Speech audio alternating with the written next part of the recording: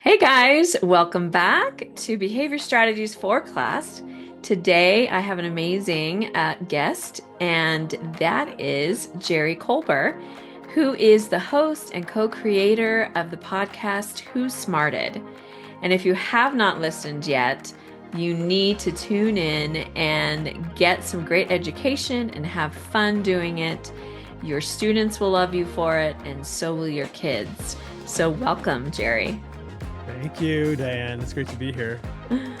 Awesome. So we were, kind of talking about kids in school, and my behavior, or my podcast is about student behavior.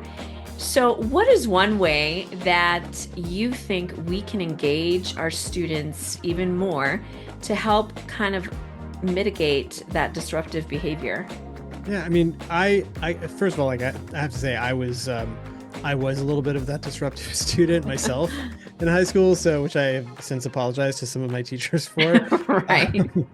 but I went to college to study theater and film and television, and ended up working in TV and worked on a lot of reality shows, everything from the original Queer Eye to Gas No Girls to Inked, and um, always, but I was always interested in science on the side, and interested in learning and learning about the world. And at some point, I came to understand the reason I was really not a great student for some of my classes was I just didn't connect to the material. And Right. so, I, you know, I didn't have the vocabulary for it at the time, but I think I was anxious and frustrated, and and maybe a little embarrassed that other people were getting it and I wasn't. And so my thing was like, I'm gonna act out and be funny and be the class Right. clown, which is like cute and funny, but not really helpful, right? Right. For like science and math class. And then I just stopped going to some classes entirely. But in retrospect, I understand like, okay, I just wasn't connecting with the material in the way it was taught. Yeah. No fault of my teachers. Teachers you can't program for every student in your class. Right. Um, but I think there's just a lot more understanding now that there are different learning styles than the way things have been set up traditionally. Yes. And so one of the things that's really I realized is had that material been more connected to my life and made more relevant in some way through storytelling, I know that I Mm. would have like leaned in more and been engaged. But instead, it was just like, okay, here's chapter 7, here's Yeah. and you're like my brain was like, why do I need to know this? Like, how is this Yes. helping me? And I wish that I had connected to it more because it's all stuff now that I have learned as an adult, that's interesting material. Um, and so that's where all of our ideas come from as a company now. Like it's always like, how do we use storytelling and fun to make it easier for students to connect to material that has to be taught in a certain way? But I think for teachers, it can be as simple as like, we're always trying to think of like the lightest lift way. Like we're not trying to like suggest like some complex thing for teachers to do because y'all have Right. enough going on already. Plus like your own lives. So we suggest things like connecting you if you can connect the material to something that's going on like in the local news or a holiday or some kind Right. of current event that's happening that kids are aware of. um, just sort of connecting and saying like, even if it's a tenuous connection, just starting the conversation so that you're priming their minds and their curiosity before they get into the actual curriculum with something that's like really relevant and interesting to them. There's some brain science behind it, but it actually primes them to be ready to receive even more complex material that they might not have been into before. Yeah, that's awesome because it's true. Like when we were going to school, it's, here's your big giant textbook Yeah. and, you need to read 3 chapters and then take a test. And it's like, why? Why? Yeah. Yeah. And it's like, so you can get good grades and doing like, what? Why? Why? Yeah. You're like, so you can go to a good college. You're like, what? What? Who wants to go to college? Yeah. Yeah, But obviously, we want all of our students to go to we college. do. We do. College is important. Uh, Yes. yeah.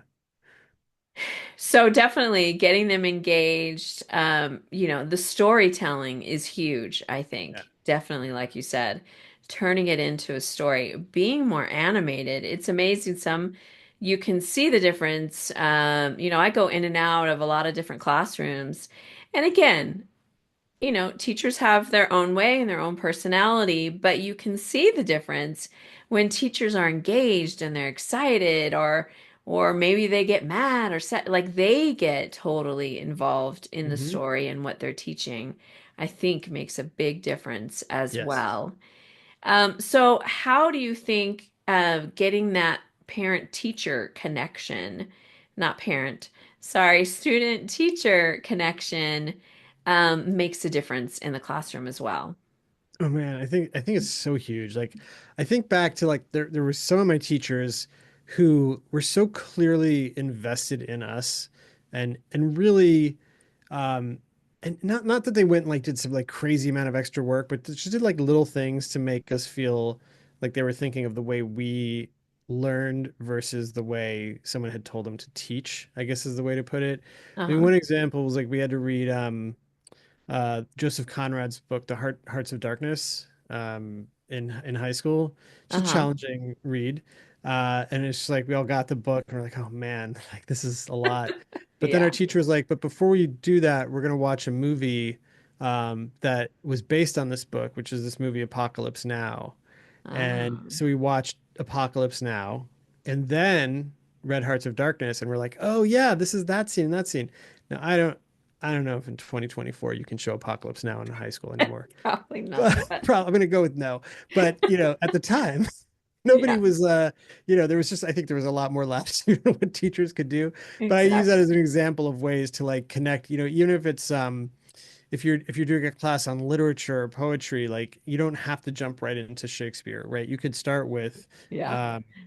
bring in a Taylor Swift song, and look at it from the perspective of how is this written, what is the meter, what's the rhyme. We had teachers who did that, and Oh, fun. that's also fun for the kids because you're like, oh wait, this thing that I think is pop culture, also there is a method to the madness, and there is a rhythm, and there's a structure, and that can help kids start to think about, when you get into the classics that they might have otherwise been like, oh man, now it's like, oh wow, so the Yeah. thing I listen to at home and when I'm out kind of relates to this thing from 200 years ago. So those kind of connections are great. Yes, because that's definitely that brain science going back there because when they have that connection, they feel safe.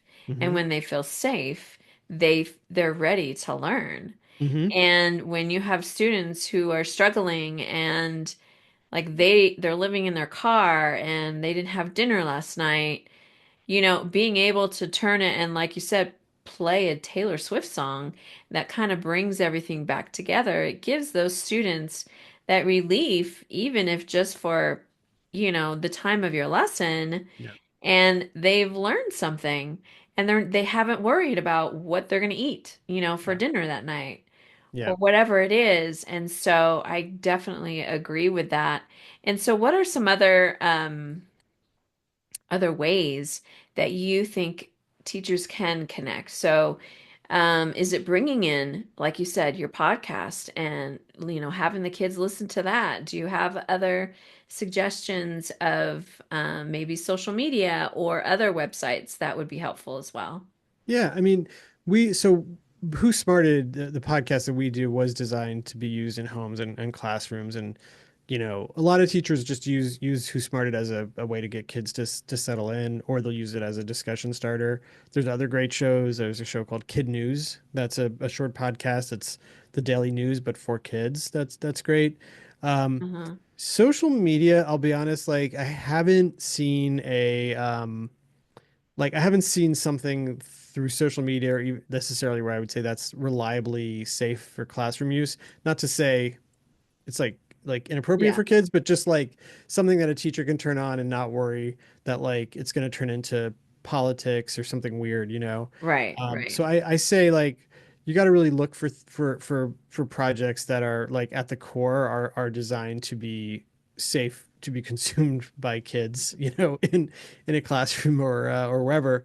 Um, but I do think like one other thing that teachers can do is really let kids kind of direct the conversation sometimes, um, Yeah.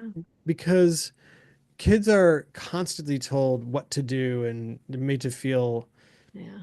that they don't have agency. And I think especially when you're talking about some of the kids you're dealing with who are coming from trauma where they don't even feel safe or nourished, Right. right?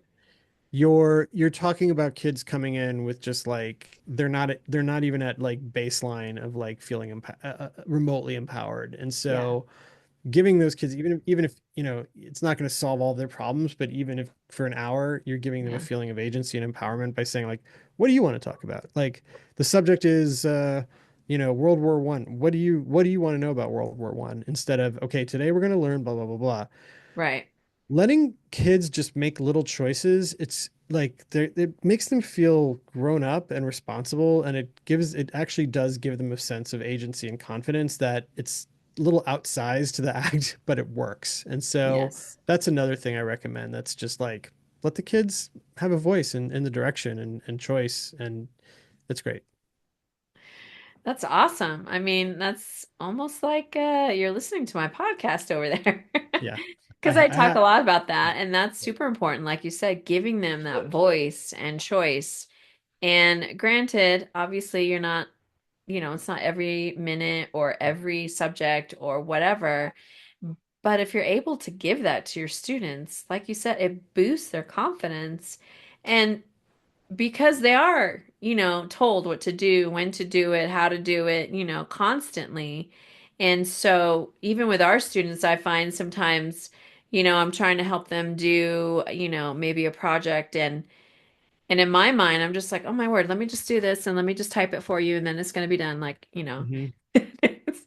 that's not helping them. We Yeah. have to learn just be patient.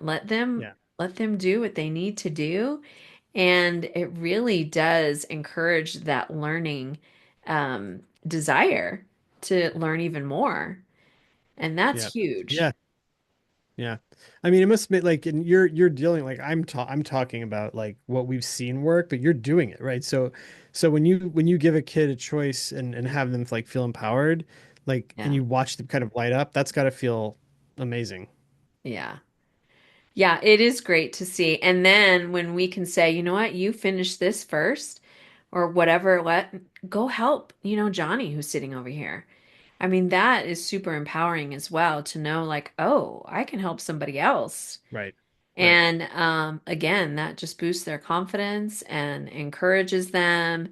And what's another positive way that we can build relationship with Yeah. students? Because that's another vital part, I believe, of the learning environment. So, what are your thoughts on that?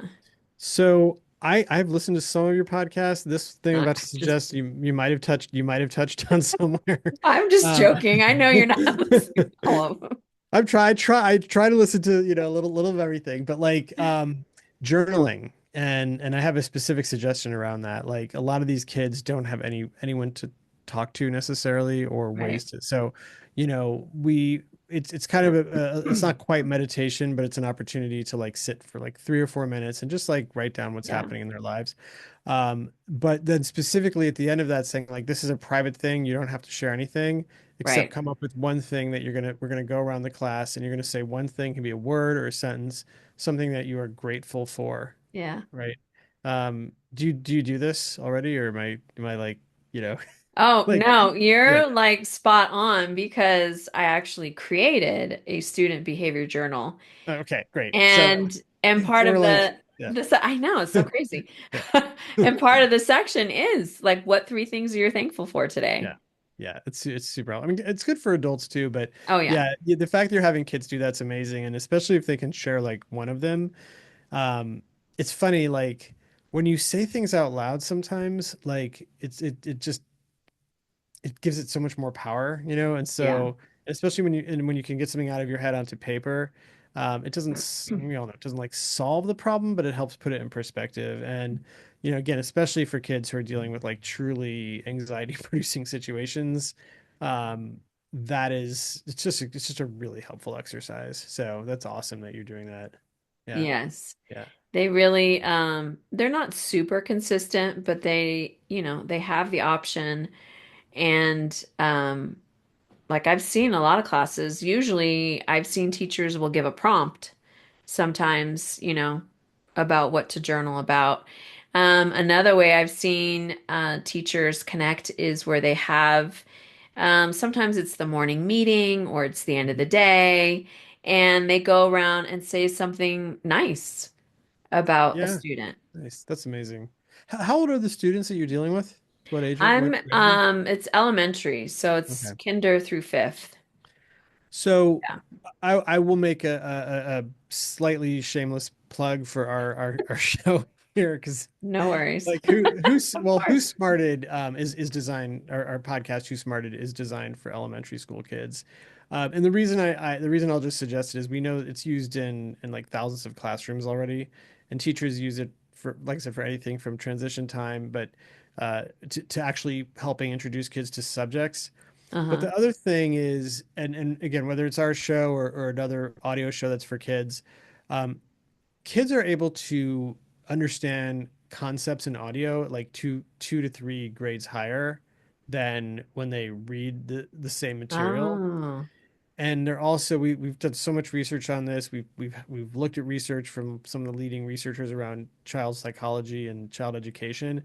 The uh-huh. other interesting thing is that when kids listen to something versus read it, they're like 80% plus more likely to engage in conversation around the topic because they experience the topic as sound and Hmm. conversation. They'll talk about it versus reading where they're like it's sort of less dynamic.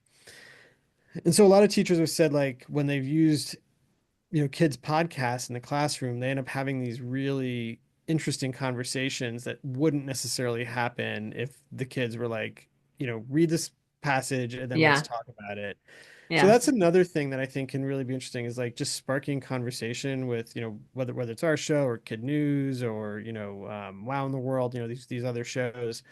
They all kind of do the same thing, which is get kids excited about a topic by listening to something fun, and then you have an opportunity to have a conversation about the topic with them, which I think also as I'm sure I mean, I know you do this, but it's like having conversations with kids and letting them feel like they're being listened to is also so empowering and amazing. yeah. And the bonus is they actually walk away having learned something about a topic, right? Wow. So yeah, like, oh my gosh, Yeah. learning, grades, yay. That's awesome. Yeah. And I think we forget that, like you said, where, teachers have what they need to be teaching Yeah, and they just kind of get used to their routine and to be able to throw in something new and something extra, or like you said, even just during transition time, to have that going on, I think is super exciting, yeah, to be able to share that with students. And like I said, get them excited yeah, about learning. And that's really obviously what we yeah, want them to do because hopefully they're going to be learning like the rest of their lives. Hopefully they're just going to keep yeah, growing and yeah. get that desire to keep learning. And that's really also, I mean, that's the core idea behind Who Smarted was to just inspire kids to just be curious about everything Yeah. and not be afraid to ask questions.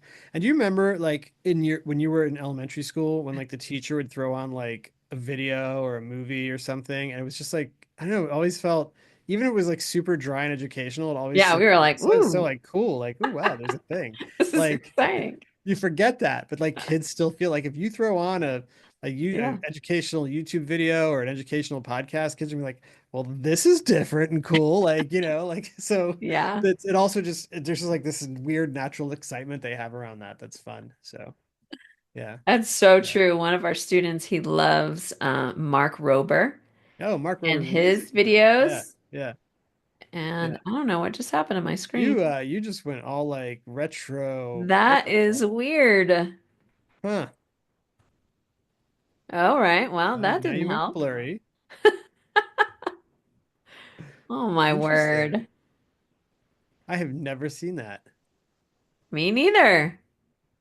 I'm not gonna lie, it's kind of cool. It's not what you want, but it's kind of cool. Oh my gosh. I'm telling you, like there's always something. You know, Adjust my. that looks like a weird like tech internal camera glitch or something is happening. So that's my lovely laptop. Do you want to try logging out and coming back in and see if it fixes itself, or are we just gonna Let me hold on. roll with this? All right. Well, if you're watching this video, you so enjoyed the pixelated, cool vibe I had going there for a minute. But I didn't want to finish the video like that. So sorry, guys. But now we are back, and we were talking about how powerful audio is in the classroom Yeah. and how kids can learn at even a higher level by listening to audio. Yeah. And so, did you have any other thoughts about that, Jerry? No, I think we got there. But yeah, I mean that's the general gist of it is kids are just going to engage more in conversation when they learn from audio. They're going to comprehend at a higher level than reading, especially elementary school kids. And it Yeah, just creates an opportunity for not just conversation, but also what you were talking about before, that connection with the teacher. Um, yeah, feeling, letting the kids feel heard and like they're at the same level. As a teacher, obviously you still have some authority over the classroom, but right, having a conversation is such a more connective way to experience learning than having a lecture, right? Or a typical classroom experience. right. And as you also said earlier, like not to go deep on the brain science, but when a kid feels connected and safe, there's like the oxytocin, which is like the sort of connection and calming chemicals happening. Uh-huh. And when a kid feels unsafe or anxious, you're talking adrenaline, which is that fight or flight and Cortisol. cortisol and the stress and all of that. And that's like not what you need in the classroom. So, anything you can do, like conversational, letting the kids feel empowered, is going to help with having a calmer classroom and kids who are more engaged. Yes, that's great. Now, I have seen teachers use that like just for background noise, sound. They'll put on like now, teachers will put on Christmas music in the background, Hmm. or if they want them to do like individual learning, sometimes they let a student pick like what kind of music they want for background. Um, Kind of a funny story is one teacher, like she puts on the quiet music and she's like, your level needs to be, quiet. So obviously everybody else can hear the music. And then, of course, the kids start talking, and now she's like yelling at the students, like, I can't hear the music. And I'm like, aren't you missing the point of like, this is supposed to be our calming, quiet time? And the teacher was, kind of getting frustrated. So Yeah. Okay. I Maybe just thought, maybe not exactly what we intended, but right. yeah, but still fun. Maybe. I Exactly. don't I mean, know. kids love to hear music. Yeah. They Yeah. love to hear audio and something that's fun and entertaining, like your podcast.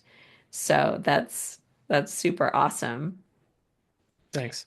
Well, I so appreciate your time hanging out with us today and all of your valuable insights. And again, guys, if you have not listened to Who Smarted, you need to check it out today.